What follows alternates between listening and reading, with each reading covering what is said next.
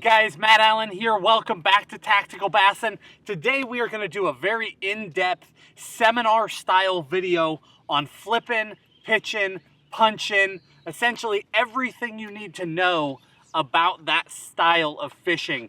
Now we've done this exact same video about a year ago, but there are so many new people following the channel now, and a lot of the information has changed. Some of my opinions have changed, some of the gear has changed, so we wanted to do this again. It's going to be in depth. We're going to cover everything from the rods, the line, why we're making those specific selections, right down to the hooks, the baits, the weights, everything. Essentially everything you need to know. So let's start right from the top. What is flipping and pitching? Tim, if you don't mind, Tim will just give you an example of flipping versus pitching. So actual, like old-fashioned flipping is going to look something like this. Yeah, you got the line in your hand, and you're just putting it in there softly. That style of fishing, for the most part, has gone away, and for a lot of anglers is being replaced by pitching. And Tim will kind of give you an example of pitching as compared to flipping, where you're making longer casts, you're firing to specific cover instead of staying in tight to the boat. Yep.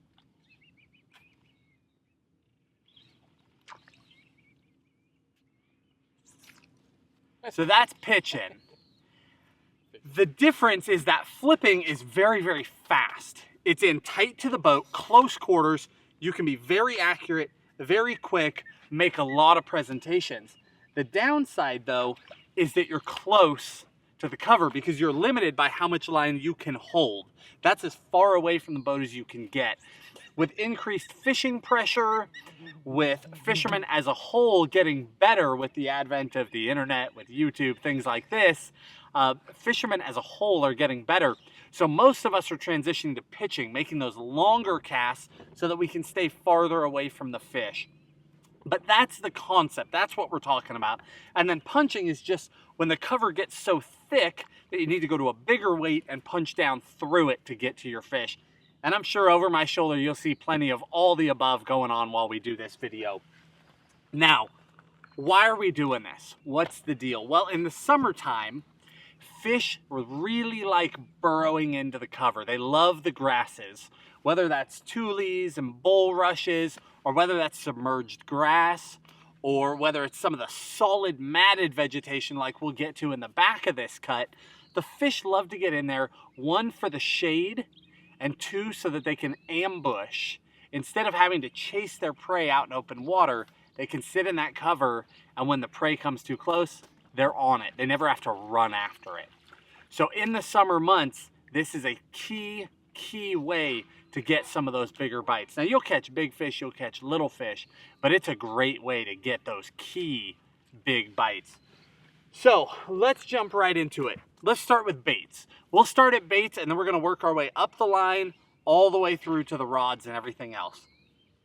Bait selection, I keep it pretty simple. I use two styles. I'm gonna use a beaver, which we're going to call dead action.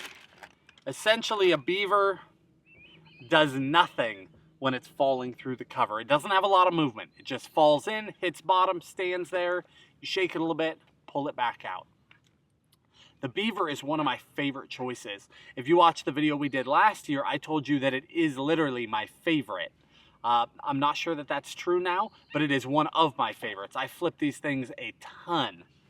The second style is going to be baits that have action, baits that kick and swim on their way down through the cover. Examples of that are going to be the rage bug or the magnum rage bug, a rage craw, or the bait that is kind of beating out the beaver to be my favorite this year. It's a jackal, the jackal archelon. That's a bait that I've really fallen in love with because it's kind of halfway between the two styles. But essentially you have dead action baits, and then you have baits with a lot of movement. Now, whether you throw the same baits I do or not does not matter. Doesn't matter to me, shouldn't matter to you. What I want your takeaway to be from this is that when you're making your selection, even if you want a bait with a ton of action, you want to stay away from a bait that's long. In other words, a bait like this guy here, or say even better, the Rage Craw. Let me get out a Rage Craw. A Rage Craw, you get tons of action on the swim down with those claws going, but the bait itself, very slim, not long appendages. So when you're going into this thick cover, the bait falls through it very easily. If you go to a longer bait, something like a brush hog or a big worm, a curly tail worm, you can flip with those too. The difference is they have that long tail, and that tail will tend to hang up in the grass. It can really limit your effectiveness. So something, even if you're going major action, something with shorter appendages will make your life so much easier. That Archelon, it's kind of in between because it's flat paddles. It doesn't even have hooked paddles. So there's almost nothing to catch in the cover, but it still has some movement on its way down. So it's a great in between. And then the Beaver, of course, totally slim profile, nothing to hang up on the grass, perfect through, perfect out. And when those fish are really aggressive, it doesn't matter if there's action or not. If your water is getting clearer, that's when you're gonna start seeing that difference where it really helps to have that kick and have that action. Color selection, we're gonna keep that simple too. My color selection, you know, you can branch out a little bit, but essentially I'm using two basic colors. You can add flake to them or not, but essentially I flip with black and I flip with green pumpkin. Now that can be black and blue, that can be black and red, it can be whatever you want it to be, but essentially black. So a dark color and a natural color. Green pumpkin, that can be green pumpkin black, it can be, you know, green pumpkin mixed with watermelon red. It doesn't matter, but you really can keep it as simple as a dark and a natural, and that's all you need across those baits. Now, these baits, like all our videos, I'm gonna give you links to all of them because I'm just rattling names off as fast as I can go. We'll give you links to all of them in the video description. We'll break down colors again as I get into hooks and rods and reels and all this stuff. All of that's gonna be in that video description, so you don't have to try and memorize this while I'm talking. So we've got baits. Now hooks. Hooks are a little bit different animal. There are three styles of hook. If all you do is read Bassmaster, then all you're probably going to hear about is a straight shank hook. Extra heavy wire, straight shank. You tie on a snell knot. In fact, I think we've got one rigged here.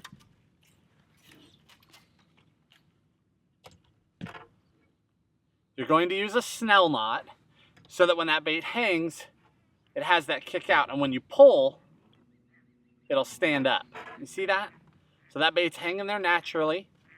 And when I set the hook, it stands up and kicks out that hook point. That's what happens if you snell it.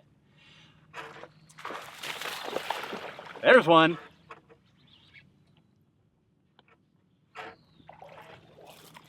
Nice fish. That's why we're flipping heavy cover in the summertime, right there.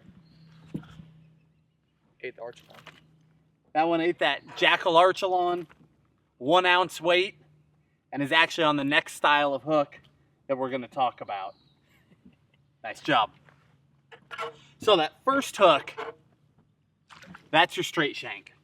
And that's what most people talk about. Second style of hook, and this is my favorite, is just a Superline EWG or a wide gap hook. You don't hear as much about wide gaps. A lot of people don't use them. I love it. I would say 80 or 90% of my flipping and pitching and punching is done with a wide gap. The reason why, every angler is different. Your hook set is different than mine, I'm sure. Mine is different than Tim's. Everyone is different. So you need to find the hook that fits your style. If I'm using that straight shank,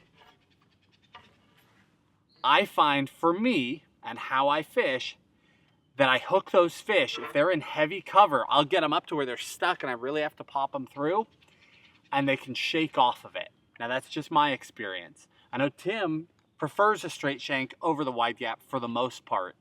But for me, I prefer the wide gap over the straight shank. I think it has to do with how hard I hit them. When I hit them on that straight shank, I tend to rip a larger hole, and it goes in one way and it comes out one way, and it can fall out. When I hit them on a wide gap, once it's in there, it has a tendency to turn a little bit. And once it makes that turn, it's harder for it to come back out through the same hole, even if it's a large hole. So I personally do way better with either a 4/0 or a 5/0 Gamakatsu Superline. That's my hook of choice. Third style, and we talked about this last year, is an owner flipping hook with a CPS on it or a centering spring. The difference there, what makes these really nice, is that you can actually screw on the bait and then hook through. And then skin hook.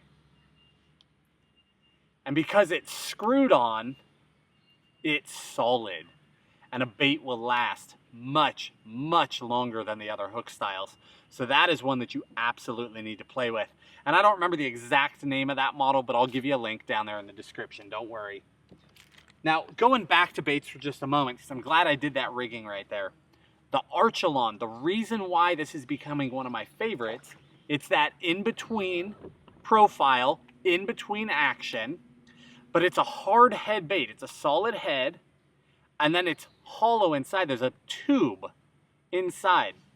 The way I like to rig this bait, normally, like with a beaver, I'll rig it text post. So I go all the way through, poke through the other side, and then skin hook it like I did with this one. So I'm poked all the way through, and then I come back and just skin hook.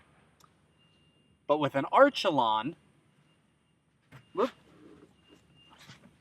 I go through the head, pop out the side. So I'm doing a standard Texas rig. But instead of punching all the way through the body of the bait, I only go halfway, and I actually leave the hook free floating in the gap inside the bait, in that tube. My bait's just floating in there. So I can't even get to that hook. I swear it's magic. I don't know how on earth this even hooks up, because the hook is completely inside the bait. But I'm telling you right now, phenomenal hookup ratio. It's great in the grass because I have nothing to catch on. I can sit here and rub my hand across where that hook point should be, and it never gets exposed. But when I go to slam a hook set, because on cue, when I go to slam a hook set, you hit them hard. Blows right through. You get a great hookup, even though that hook point is protected the entire time you're flipping. Now, the rest of this setup, we've got the bait, we've got the hook. You can fish this with or without a skirt.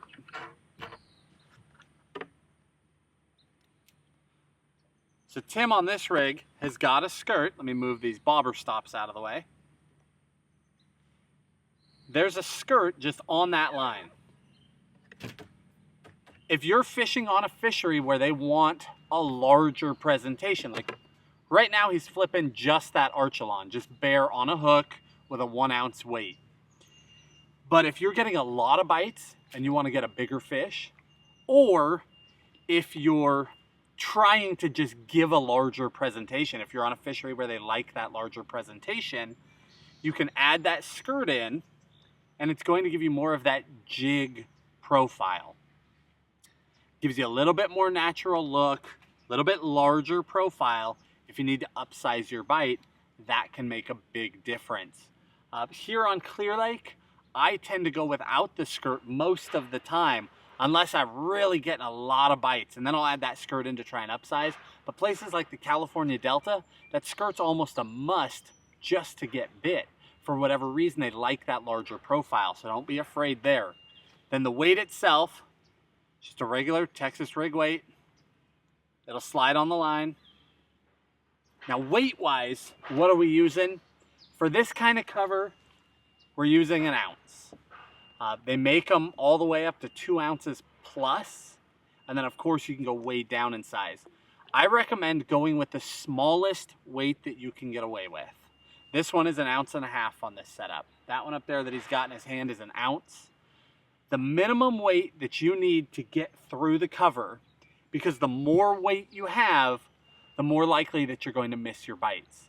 That weight, when they eat that, is the first thing that's going to hit the back of their mouth, and a really large weight can pop their lips open before the hook gets there.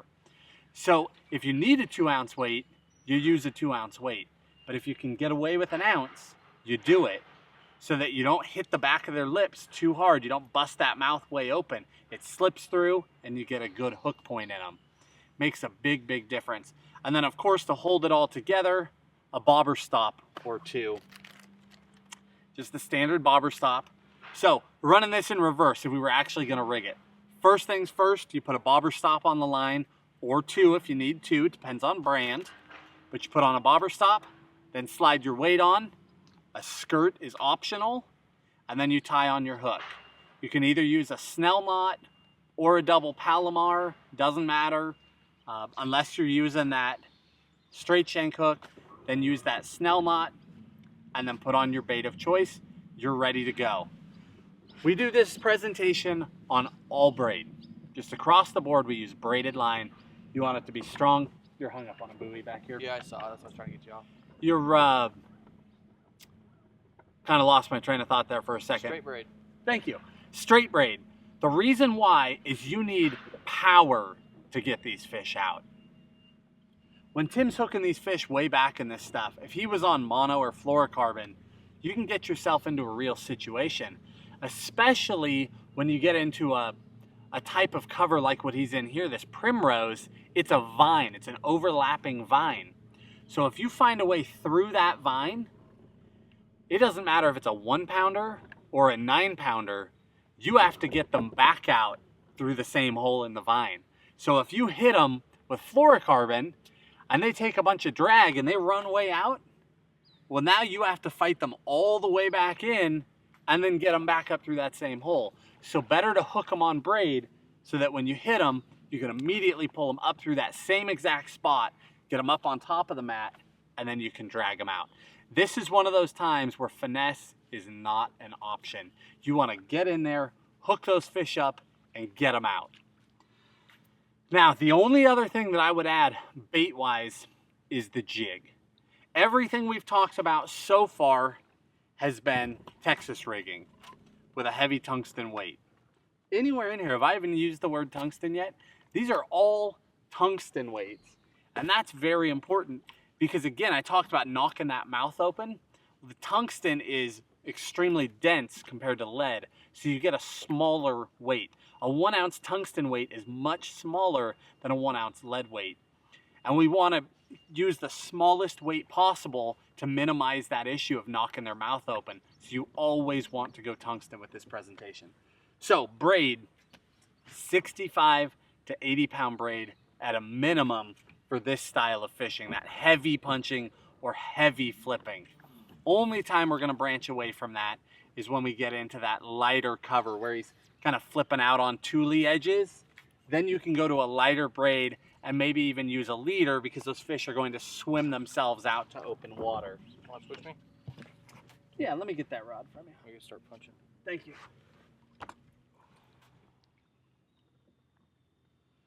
So, only exception is going to be the jig, going back to baits. Everything we've talked about so far is that Texas rig, but the jig is also an awesome option. Now, why would you use a jig? Well, if you're using that skirted Texas rig anyway, the jig is just a better presentation for essentially the same thing. But the benefit of a jig is that it has that weed guard. In fact, I'm gonna tear the boat up really quick. See if I can't find one for you.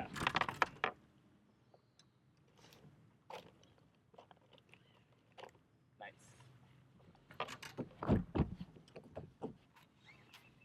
It's important to be quiet in this technique too. That it is while I'm banging around in here. You gotta be ultra, ultra quiet. I mean, it'd be terrible if guys were like slamming lids and scaring fish. It really make it hard for the guy in the front of the boat. So, going back to the jig. If you're fishing the front edges of tules or bulrushes or sparse grass, something like a pitchin' style jig with a beaver trailer is a great kind of dead action, get it in there, work it, get it back out. When you get into this heavy cover, you can still use a jig, and they are highly underrated. I mean, essentially no one talks about doing it, but they make punching jigs specifically for this application, or heavy flipping jigs, either one. What do you get when you get a punching jig? You get heavy weight, typically very weight forward, and then you're gonna get a very heavy hook. This is a Dirty Jigs punch jig. It's got a no jack hook in it. I mean, you literally cannot bend that hook out. The benefit to going with a jig over a Texas rig is the weed guard. Once you stick that fish, that weed guard gets flexed. The hook point goes in, the weed guard is folded. The weed guard's trying to open back up. It creates positive pressure or back pressure to hold that hook in place. Much harder for the hook to fall out. You know, that is my concern with that straight shank hook, is that you drive that big hole and then you can drop back out. Well, the weed guard completely fights that. It's the perfect solution to that problem. You drive it in and then it's held in place. Now there's a downside. The downside is that, one, most jigs are going to be lead, not tungsten. There are some, but most are lead, so you got a little bit bigger head. Two, because of the bulkiness, because you have a skirt, and more importantly, because you have a weed guard, it's harder to get it through the cover.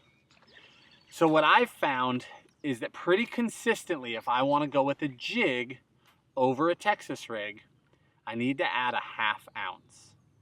Meaning, if Tim is here and he's successfully getting through with 1 ounce, I need to go with 1.5 ounces to do it with a jig.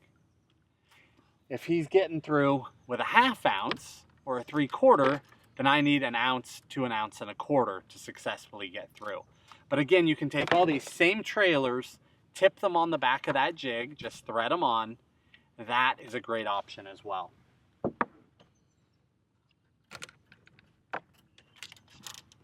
Moving on up, we've covered the braid. Let's get to the reel, and then we're going to talk rods. And rods, I'm going to throw you guys a little bit of a curveball there, so you're going to have to stick with me. But reels, essentially with reels, all that's really going to matter is that they're powerful. You want a large handle. You don't want to go with a finesse style reel. You need a large handle so that you can get some torque on those fish and really fight them out of the cover and drag them. Because again, we already said, you don't want to lose that fight. You want to get them headed your way right away. As soon as you feel them, hit them hard and drag them out of there. So that reel, you want a fairly large handle.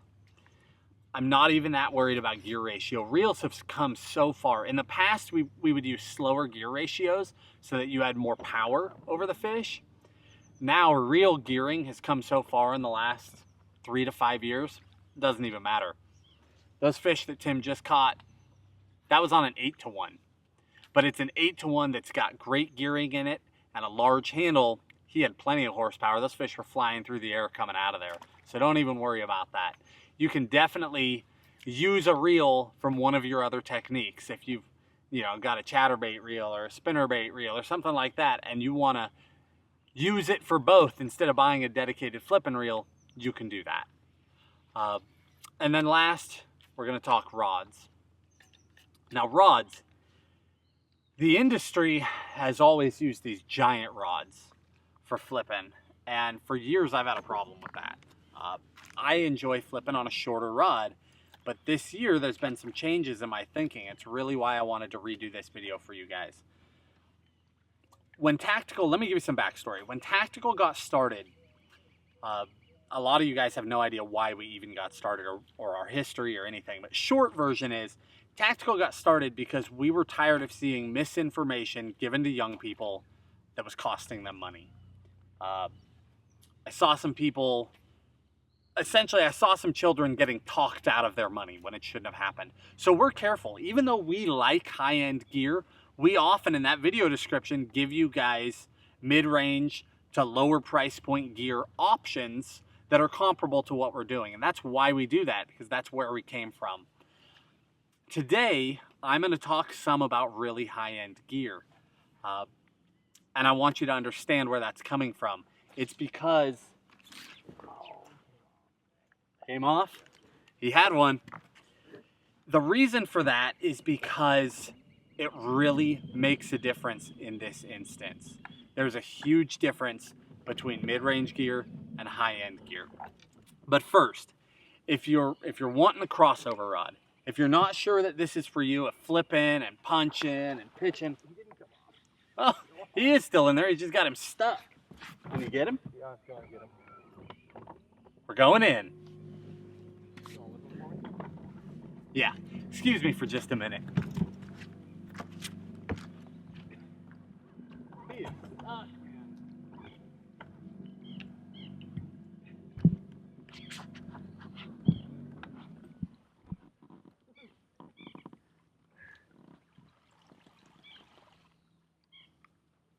That's why I use heavy gear. Little guy, totally wrapped up in the vines.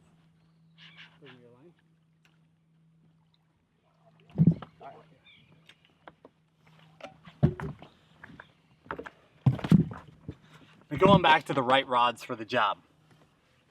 As you can see, you need some horsepower to get these fish out. So if you just want to experiment with this style, my recommendation is to go against the industry norm. Buy a middle price range rod, a rod anywhere in that 100 to 250 category. And the reason why that price range matters, typically rods in that price range are a little bit heavier. So if you go buy an 8-footer that's a lower price point rod, you may be really, really disappointed because it's going to be so heavy that this style of fishing stops being fun. It's just too hard on you and you won't enjoy it. And you'll think that you don't like punching when in all reality, it's just the rod. So if you're gonna get into this style, I recommend something in the 7'2" to 7'4" range because it's a great rod that you can also frog on. If you already own a frogging rod, you own a punching rod. Now it's not perfect, but absolutely it will get the job done. And we've been punching for years, catching big fish on these short rods without any issue at all. So it is a great, great option. I mean, this is one of my frogging rods.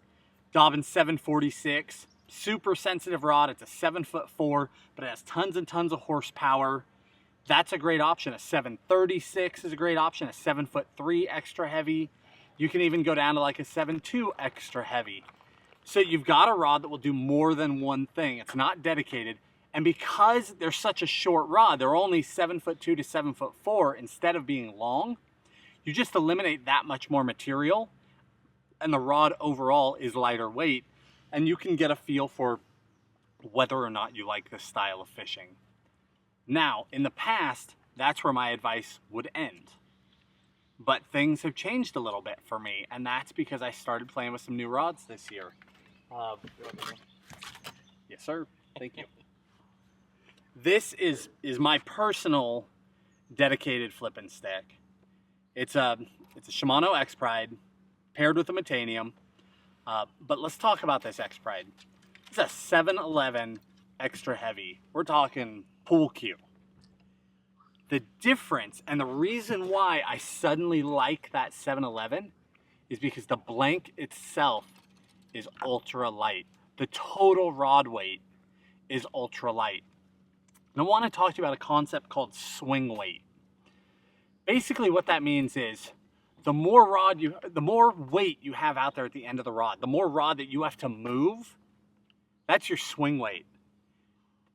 If you can get your swing weight down, the entire experience, the whole fishing experience is so much better. If I'm using a 711 or an 8-foot rod and it's a heavy rod and I'm making the same flip, because you hold that rod pretty high all day long. If it's heavy, you'll hate it. You end up developing back pain, you get sore, it's not fun. When I went to an ultra light blank, all that pain went away. I flipped twice as much this summer as I did last summer just because I changed rod and I started to enjoy it more. So if you get into this, you enjoy flipping, you enjoy punching, this is one of those rare categories where I would say spending some money makes a difference. If you need to save the dollar, save it in the reel. You can go to a lower price point reel. As long as you can lock that drag down, you're going to be fine. But the rod itself, you want to be really, really lightweight. They're basically, from my experience, I haven't tried them all. I'm going to be fair, I haven't tried them all. But 3 rods that stand out to me. This X Pride is obviously the one I chose, and I want to say it's like high 200s, something like that. 349, I think. What is it? I think it's 349.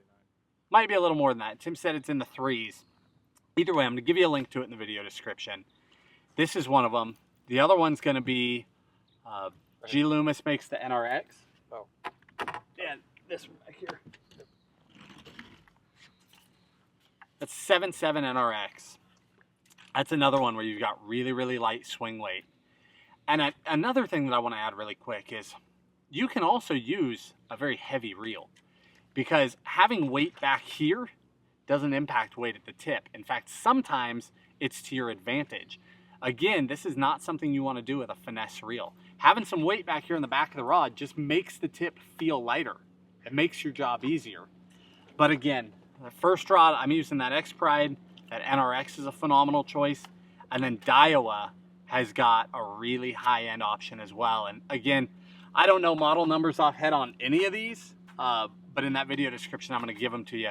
That Daiwa is another one where you're going to be spending some money, but it makes a huge difference in your actual fishing experience. You are going to enjoy it more. So don't start there. Start by taking your frog rod and deciding if this is for you. But if this is for you, this is one of those rare times where I'm going to say, if you need to save money, save it in the reel, but it's time to spend some money on the rod and get a rod that's extremely lightweight, that still has that backbone. It's going to make it so much easier on your body. Trying to think if I missed anything that I really want to talk about. I guess the only other thing would be talking about the hook sets and the bites themselves. Depending on where you fish, the bite will vary. Sometimes bites are going to be an absolute freight train. Sometimes they're going to be soft. I've seen it where you flip in, and as soon as you break through the cover, that fish just latches on and basically just slams that thing down. I mean, it's all you can do to get a hook set because he hits you so hard. You're just, oh, you're on there. Other times you'll get here, you'll flip through, that bait will go to bottom, you'll engage the reel and go to pick up, and it just feels like it's stuck. The biggest thing you can do is just, as fast as possible, figure out which kind of bite you're getting. Because either way, whether they're smashing it or they're just picking it up, you want to hit them as hard as possible, as fast as possible, and then grind them out of there. Get their head up on top of that mat. Because as you just saw with that last fish, that was the smallest of the 3 fish Tim caught during the video. But for one reason or another, it was able to get wrapped around a vine, and it's over. You've got to go in there and get it out. There's no other way around it. So hit them hard, drag them hard, use the right gear. You are going to love flipping and pitching and punching once you've got the right gear set up.